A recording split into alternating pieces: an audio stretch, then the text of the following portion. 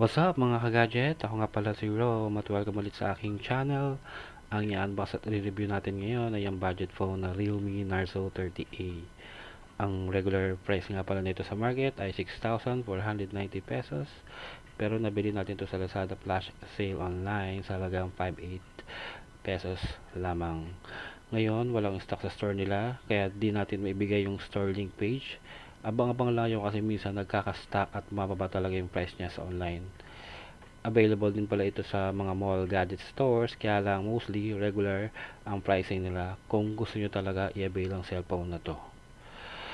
Kaya pala kumuha ng phone na to ay para may backup phone ako dahil minsan hindi ko magamit yung mismong phone ko dahil laging pinapanooran na YouTube Kids ng anak ko. Hindi ko agad makuha. Then nag-research tayo ng budget phone at ito ang napili ko. Guess what? Hindi ako nagsisi sa napili ko. Kahit bala ko lang pang basic use at gagamitin sa mga basic apps, ay pwede din siya sa mga gaming apps tulad ng Mobile Legends, Call of Duty at iba pa. So balik tayo sa Narzo Realme 30A. May two colors na pwede pagpilian, laser black at laser blue. Ang color lang po natin ay laser black. Ito ang specs ng phone, RAM of 4GB and 64GB ROM storage, screen size of 6.5 inches mini drop full screen, IPS LCD, 570 nits brightness, 6,000 mAh battery. Malaking battery niya for sure, matagal tumalobat, capable of 18 watts quick charge and reverse charging. Reverse charging, mamaya papakita natin kung ano yan. Processor of Helio G85 gaming processor, camera of 13 megapixel rear dual camera, 8 megapixel selfie camera, dual 4G nano SIM and micro SD slot. Yung micro SD can support up to 256 GB of memory, 2.4 and 5 GHz Wi-Fi, Bluetooth version of 5.0, weight of 207 grams. Meron fingerprint sensor at GPS ready na. Tara, unboxan natin.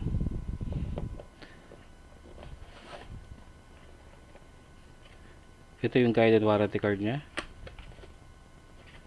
Ito yung SIM card dito. Meron siyang kasama. Ito yung phone.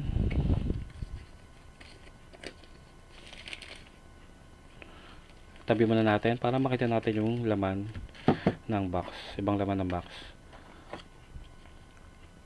USB Type-C fast charging cable. Yung 18 watts charger niya nakasama.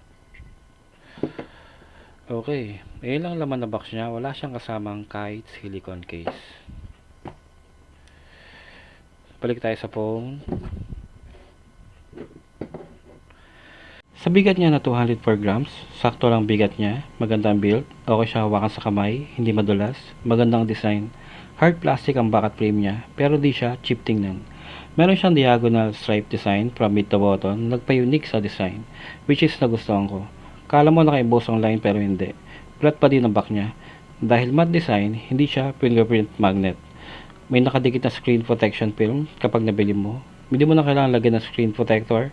Nasa iyo kung gusto mong palitan ng tempered glass. Resolution of 720p, hindi pa siya full HD pero maganda at makulit pa din ang screen niya. Sa 570 nits ay napaka-bright ng screen niya. Maliwanag ang screen at wala kang magiging problema kapag gagamitin mo ito sa labas. Sa 4GB RAM niya ay responsive naman ang screen at hindi malag kahit marami na ako na-install sa phone na to. Sa top, wala siyang ports at button. Sa right side, yung volume control at power on and off. Sa left side, nandun yung dual 4G SIM at micro SD slot. Ang maganda pa dito ay pwede mong gamitin ng sabay-sabay. Sa bottom, Type-C port, single speaker, mic, at yung 3.5mm headphone jack. Sa back, yung 13 megapixel dual camera, flashlight, at fingerprint sensor. Fingerprint ay wala kang magiging problema. Fast at responsive naman, it is working all the time. Sa front, yung 8 megapixel selfie camera. Pagdating sa battery, kailangan ng 3 hours charging para ma-pull from 0 to 100% dahil sa mataas na 6,000 mAh na battery nito. Pero kapag ginamit mo na yung phone ay napakahunat ng battery. Sa normal usage, battery ay tatagal ng 2 days. Kapag heavy usage, magamit mo ito for 1 full day. According to Realme, battery standby nito ay 46 days. Panalo to sa ganitong budget phone. Capable din ito ng reverse charging. Ito yung makapag-charge ka ng phone using another cellphone bukod sa charger at power bank. Additional points to sa phone na to. Kapag nanonood ka ng YouTube videos, kahit HD lang ang display ng phone, may option ka pa din i-select up to 1080p or Full HD, pero hindi mo na makikita ang difference kasi parehong makulay at maganda ang display niya while watching videos sa YouTube, mapa HD or Full HD. Wideline Level 3 pa lang certification ng phone means ang Netflix at Amazon Prime can only play standard definition. Pero since hindi naman malaki ang screen at sakto lang ang price, okay na din for watching video sa Netflix at Amazon Prime dahil maganda pa din naman ang display niya. Pagdating naman sa speaker niya ay di ganun kabuo, pero malakas naman. Di tayo need mag-expect na magandang tunog sa speaker na to since ito ay budget phone. Ito ang sample ng speaker niya.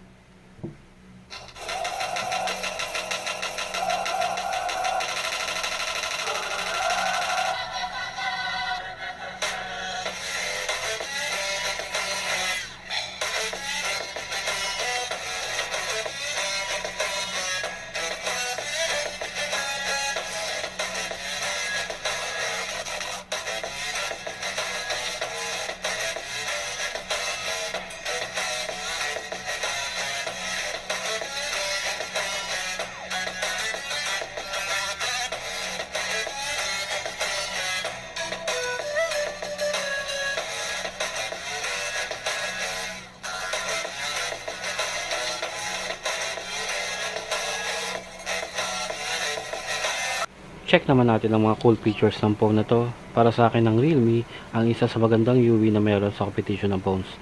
Isang features ay ang personalization. Punta ka lang sa settings, tapos personalization. Pwede mong i-customize ang settings ng phone mo like changing the icon styles, app layout, at colors at shape ng notification drawer. Cool features to kasi pwede mo baguhin ang display ng settings mo without downloading third-party launchers. Next yung gestures and motions. Sa settings, go to convenience tools, tapos gestures. Pwede ka mag-set ng mga swipes at gestures para ka mapunta agad sa mga app na gusto mong gamitin. Sa gestures and motions, enable mo lang ang features. For example, kung gusto mong screenshot ang buong screen, swipe down mo lang ang screen gamit ang 3 fingers mo. Kung gusto mo naman screenshot ang isang specific screen, touch mo lang ng 3 fingers ang screen para makapag-screenshot ka dun sa specific part na yun.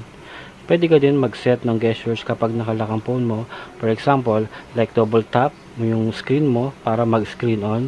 Magagamit mo to kung gusto mong makita yung date and time since wala namang always on display ang phone. At kung gusto mo i-check kung may new notification messages ka without unlocking your phone.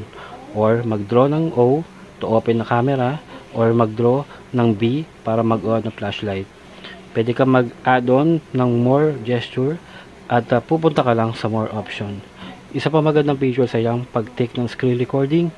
May option ka i-record ang screen mo using this feature. You can record hanggang 1080p with frame rate of 30 frame per second. Another cool features ay yung smart sidebar. Go to convenience tools ka lang, tapos smart sidebar. Enable mo lang smart sidebar. Makita mo yung isang maliit na floating bar pagkatapos nun sa upper right side at slide mo lang pa left. Pwede mo siyang gawing shortcut button sa mga apps na lagi mo ginagamit para mas madaling i-access yung application. At last yung split screen. Sa settings, go to convenience tools again, then enable mo yung split screen. Dito, pwede ka mag-open ng dalawang application ng sabay-sabay.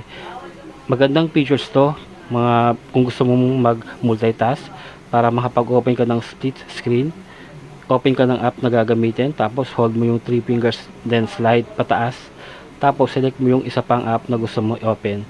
Pag gusto mo na i-close yung isang app, slide mo lang yung nasa gitnang bar to full screen kung saan ang gusto mo is full screen na application. Pagdating sa gaming, okay naman siya sa Mobile Legends at Call of Duty, hindi naman siya masyadong laglalag. Siya ng high graphics sa Mobile Legends, meron na siyang ultra graphics kaya mas may enjoy natin ng ML sa phone na to.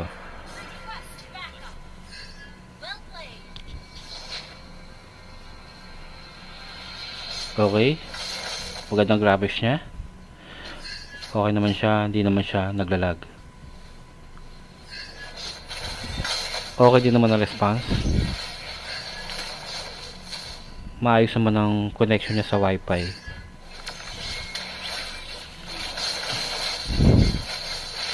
Ayan, nasa climax na tayo ng laro. Pasensya na, medyo hindi pa tayo ganun kagaling sa Mobile Legends, guys.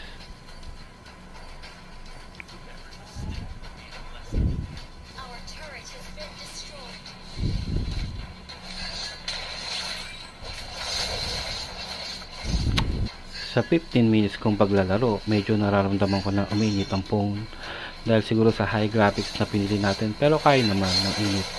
Hindi naman nagka-crash yung phone at napo-force close ang game.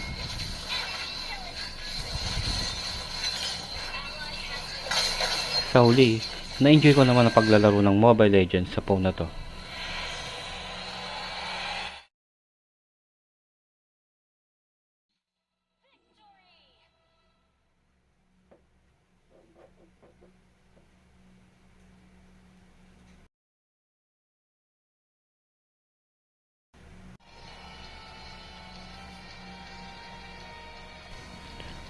Sa Call of Duty naman, select natin yung medium graphics since yun naman ang pinakamataas yung graphics. Frame rate, select natin yung high. Okay, start na natin game.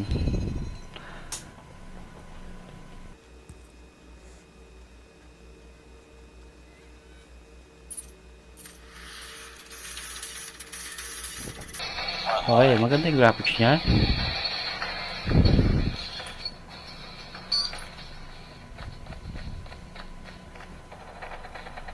Magulo yung paligid. Okay naman, wala naman ako nakikitang frame drop at lag. Okay naman ang connection ng wifi. Kayang-kaya niya yung medium graphics ng phone.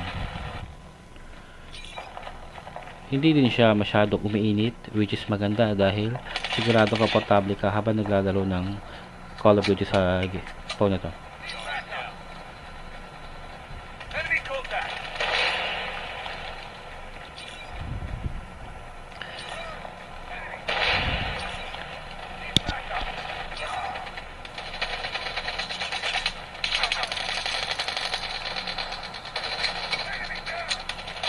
Ayan, nakasa na tayo.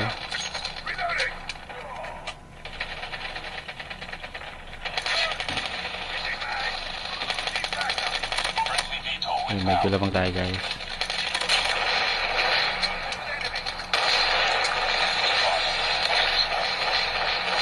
Ayan, gera na.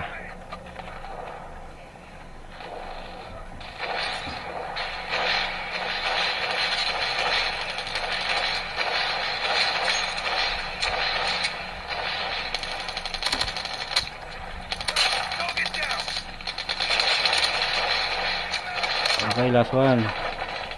Ayun, tayo ang last kill. Overall, wala naman ako naging problema sa paglalaro ng Call of Duty sa phone na to. Sa medium settings niya ay ang smooth ang gaming at nag-enjoy ako.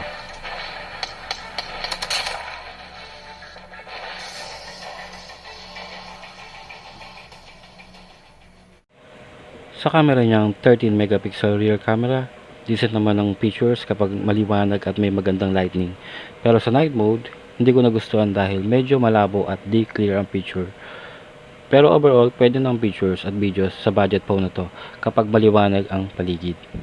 Ito mga example ng mga pictures at videos using the cameras.